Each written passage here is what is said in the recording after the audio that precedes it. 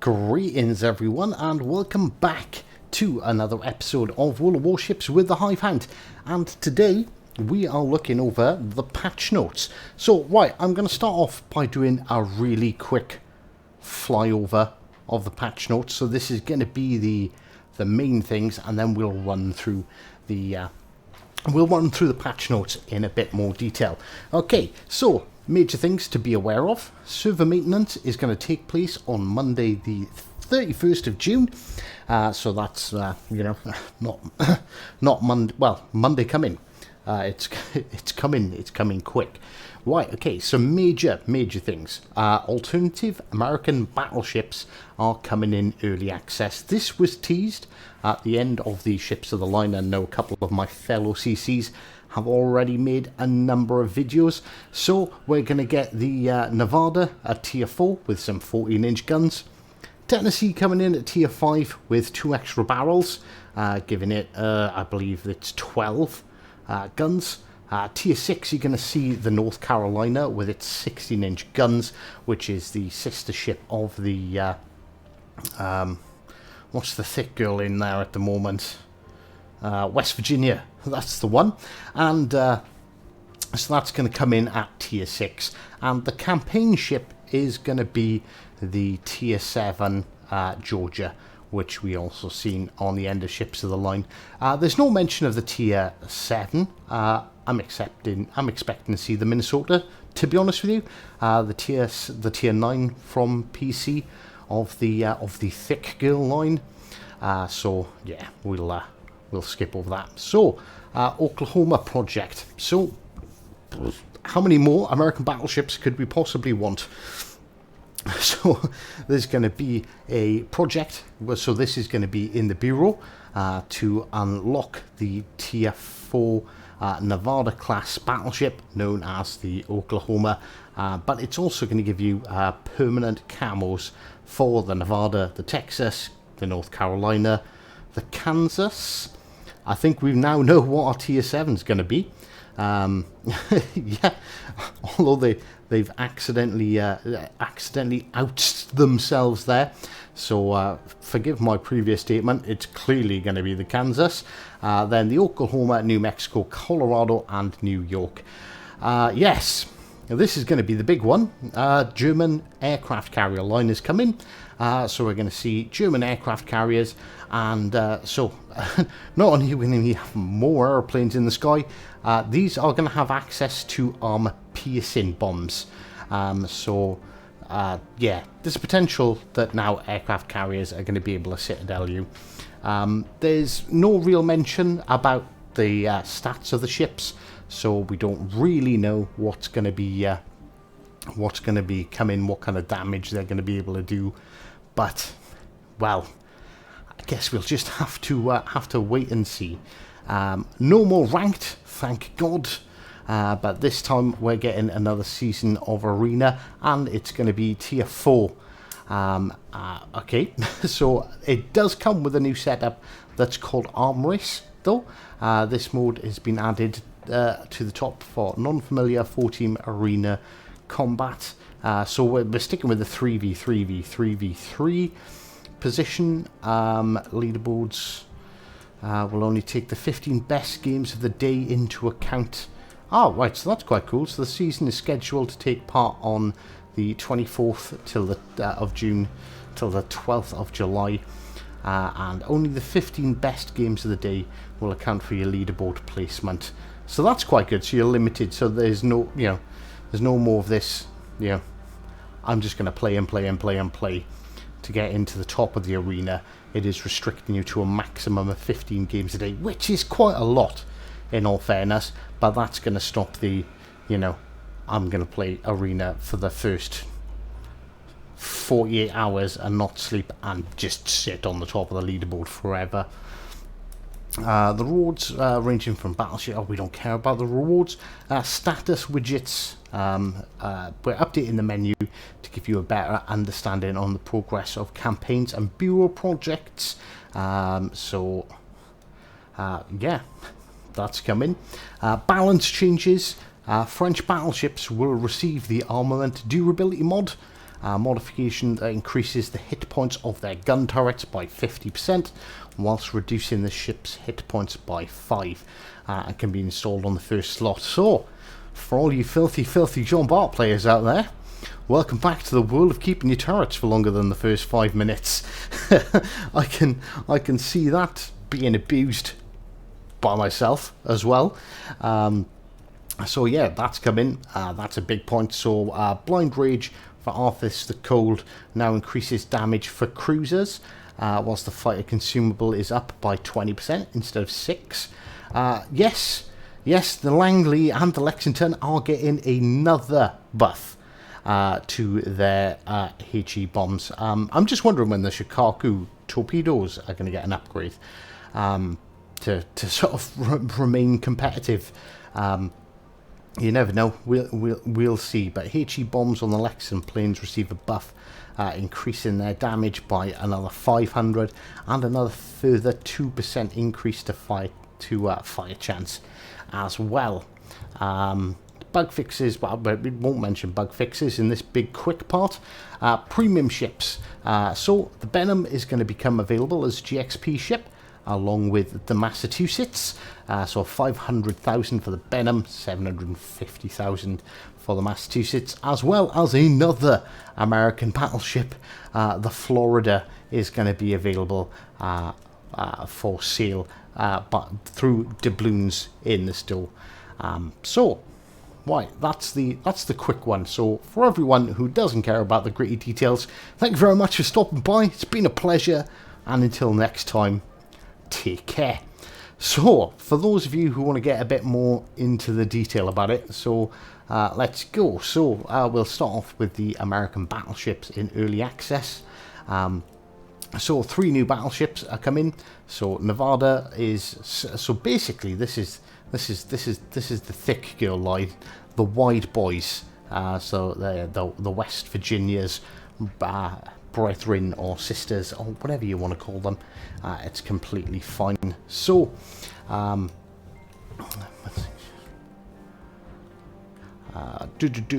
with her bread and butter gameplay, you shouldn't expect any fancy consumables, but sinking ships from behind her helm will certainly constitute as honest work. Alright, not too sure. So tier 4, 14-inch guns. That seems fairly well placed. The Tennessee at tier 5 offers better gun performance and 2 extra barrels, slightly better survivability and a marginally improved AA. However, she keeps pace with about the same level as the Nevada, so you're not going to see a big difference between the tier 4 and tier 5. North Carolina, as you've seen with the West Virginia, has 9 16-inch guns, so going to be up there rivaling the West Virginia and of course the Nelson, with our 16-inch gun turrets at tier 6. They traverse faster than their previous predecessors, while the super heavy shells also hit hard. So it's getting super heavy armor piercing. So yeah, that might make a difference. I don't think the West Virginia has the super heavy shells, does it?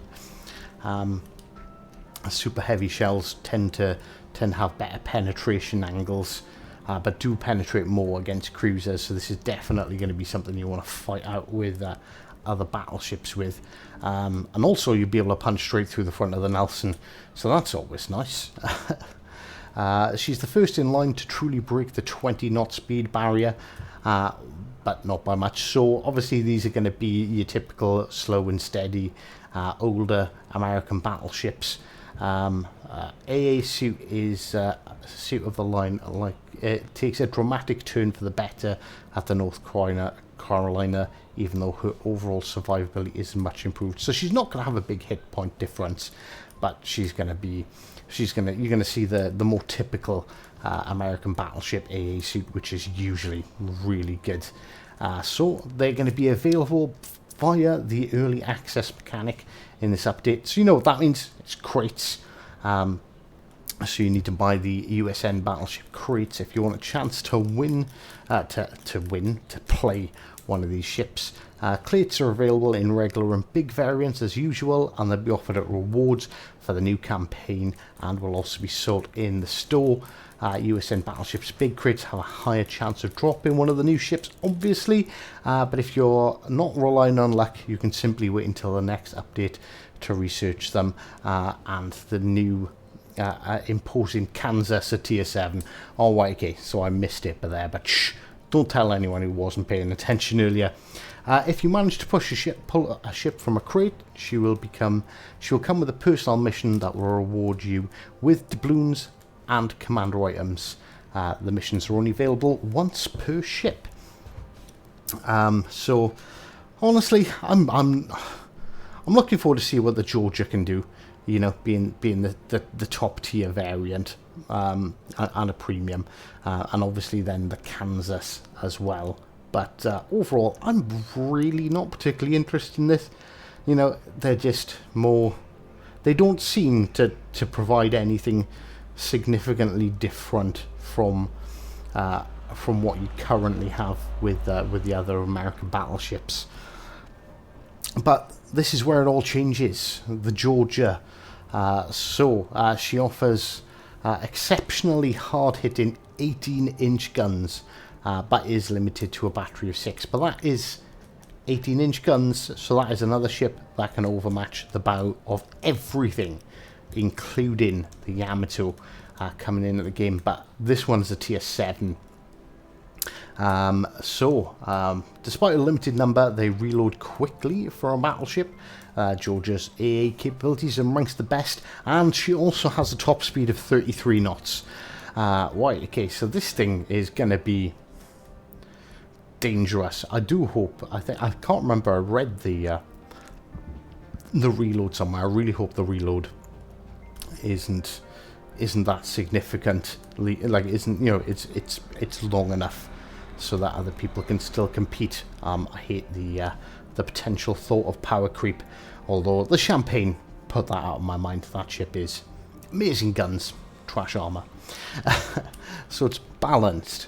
All of this should be taken with a pinch of salt, as the Georgia's armor can still be melted away by enough HE shells, and her full salvo is not that impressive. However, her repair party and fairly short cooldown can offset some non-fatal errors. Campaign will run for 5 weeks and have 100 milestones that you can either beat or skip. Obtaining the Georgia herself requires you to have an active Admiralty backing at the cost of 2,500 doubloons, and the exact rewards you can get for completing the campaign with or without the Admiralty backing are listed below. So yeah, fairly standard here. So you've got your boosters, you've got your camouflages, you've got your flags, your commander XP, credits, global XP, promotion orders, insignias, commendations, some premium account. Right, so 7 USN battleship crates. So these are free from the Admiralty, so without having the Admiralty back in, and you also get 1 large one and a commander crate. But if you pay for it, you get a whole shed load more boosters, a bunch more camouflages, a further 26 promotion orders, 3 insignias, which is huge, because insignias are a nightmare to get, 3 commendations, 750 doubloons back. You'll also get a further 11 regular battleship crates and 4 of the big battleship crates, as well as the Georgia for the end. So, as with every campaign, in all fairness, for the doubloons, as long as you get to complete it, you know, the rewards are pretty good. I am impressed. I'm glad they've kept it consistent, in all fairness. So I don't really think I need to go over the Oklahoma project again. It's just going to be a premium tier 4 version of the Nevada, which we're getting, and you're going to get a bunch of camos on the way. I'm assuming it's going to be a much shorter project and a much faster project than the legendaries. We have had previous ships in the bureau that weren't legendary, and you know, they were taking a significantly shorter period of time. It doesn't say that it doesn't say how long it's going to take, but you know, we're not going to worry about it. We'll probably get it knocked out fairly quickly. But I'm going to wait until the Cleve and the Worcester are in my port before I take on any other projects. So here's the big thing: a new line of aircraft carriers entering the waters and preparing to fight for the skies. The Rhine, the Wester, and August von Parseville. These three behemoths offer a fresh perspective on carrier gameplay thanks to their armor-piercing bombs.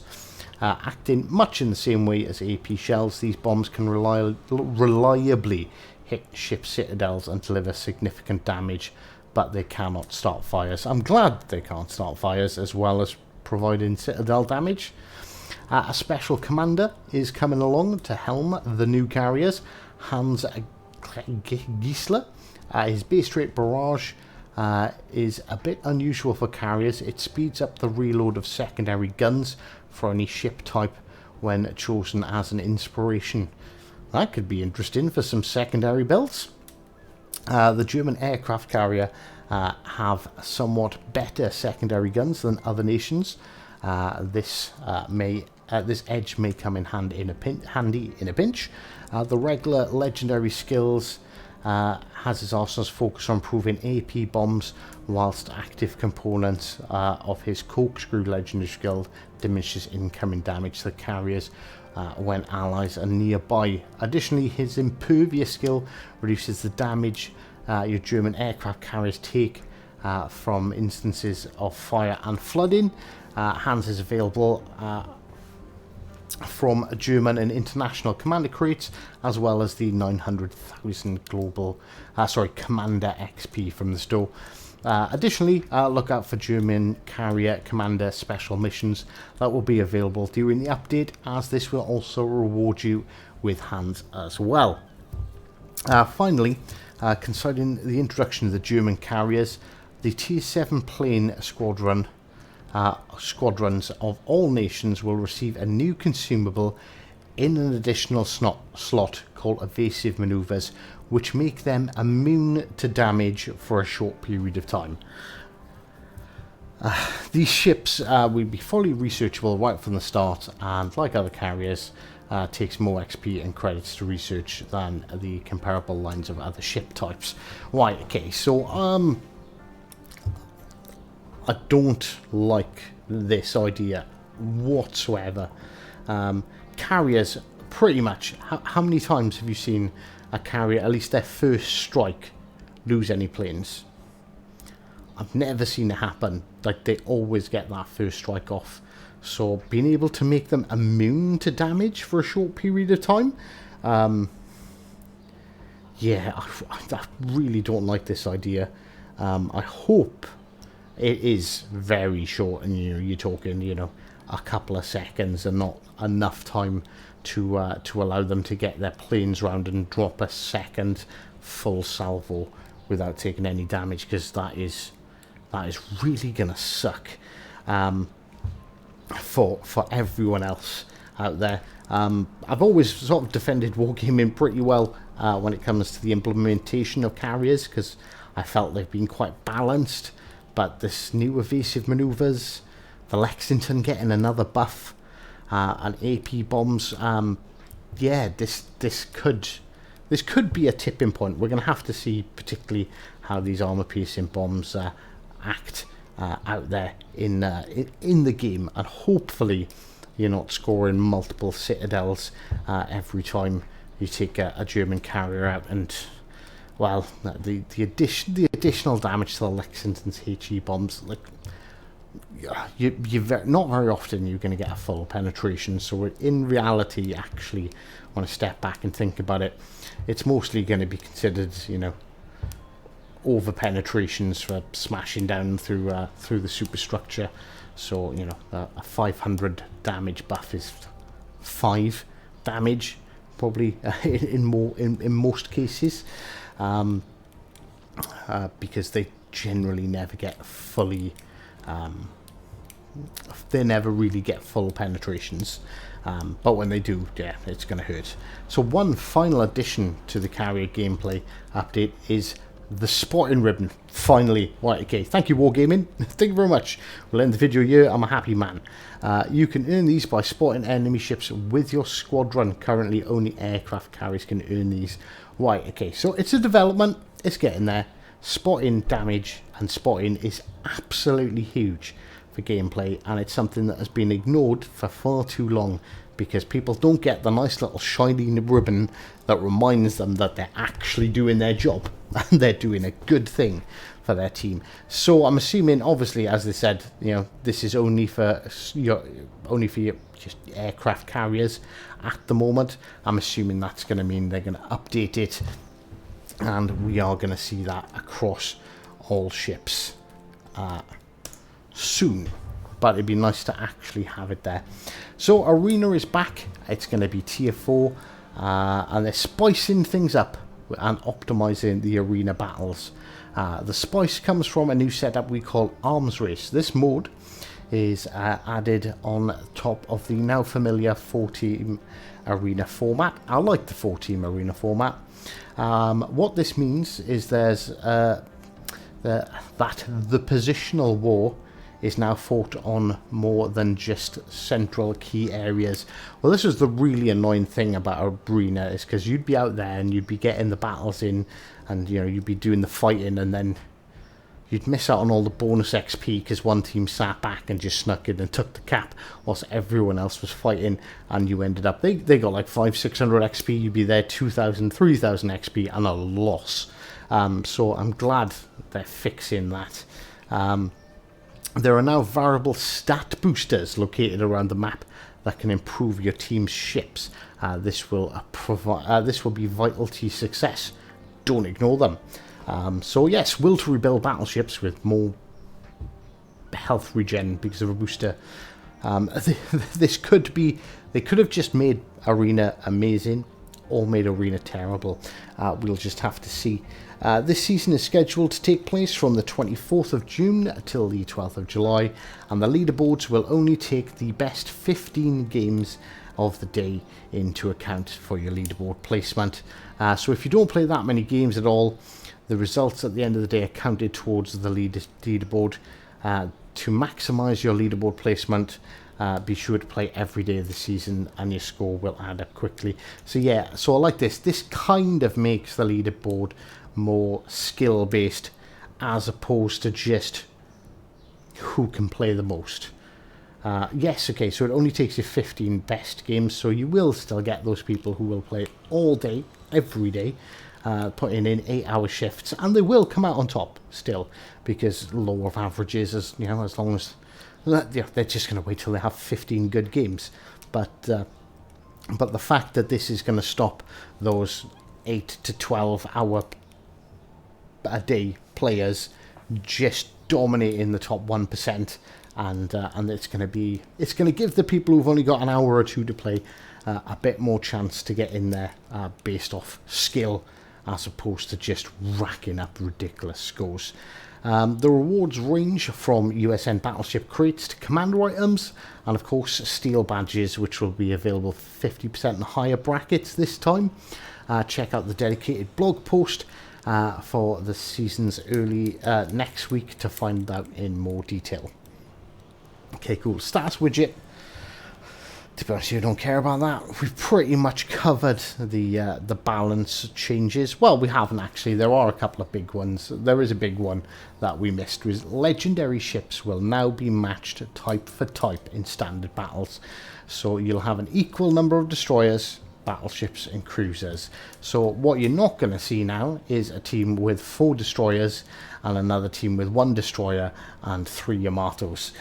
So that'll be nice. It's something I mentioned ages ago, basically, as soon as they introduced the Shimakaze.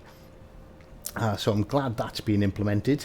It'll definitely improve the balance of legendary ships, and maybe prevent a lot of the legendary battleships from just sitting back and actually get in there and have some scraps. So that'll be good. If it takes longer than 4 minutes, then uneven divisions will be present. So yeah, that's fine. Nobody wants to wait 20 minutes for a game. Tier 3 aircraft carriers will now have shot down planes included in their service cost. Their credit income will be boosted a little to compensate this. Okay, fair enough. Is it just tier 3, or will all of them get them? Do all of them get them now? I don't know. But it'll stop people being stupid with their aircraft if it's going to cost them. Hopefully bring in a bit more. That looks like a balance change in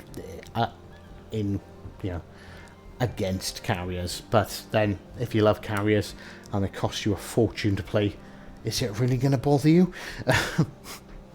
So the all-out anti-air skill has been renamed to No-Fly Zone. The former name was a working title that made it into the game, so it shouldn't have been called all-out anti-air. It should have been called No-Fly Zone. The filter sub-menu sometimes opened with an animation that didn't display correctly. That's been fixed. Whenever a player pinged a key area having a ship behind the reticle, the ping could incorrectly send to that ship instead.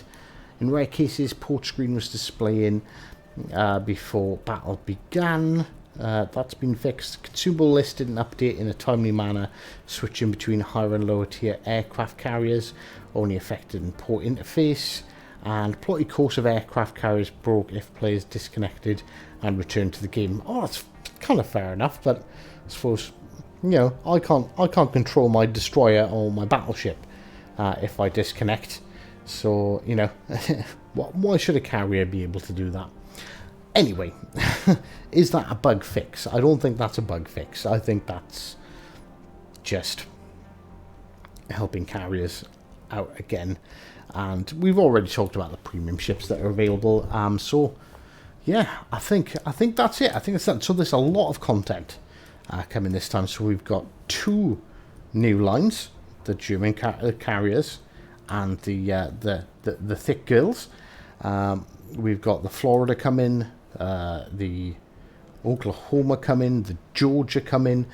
So that's 3 premium American battleships on their way, along with the 3 tech tree battleships on the way. Obviously now we do know that the Kansas is going to be available the end of next month, when the early access ends for the new American battleship line. Bunch of fixes, and that's about it. That about covers it for me. So I'm happy about ranked arena. I'm happy about that. Arena looks like it could be quite good and promote a bit more teamwork, which will be really nice.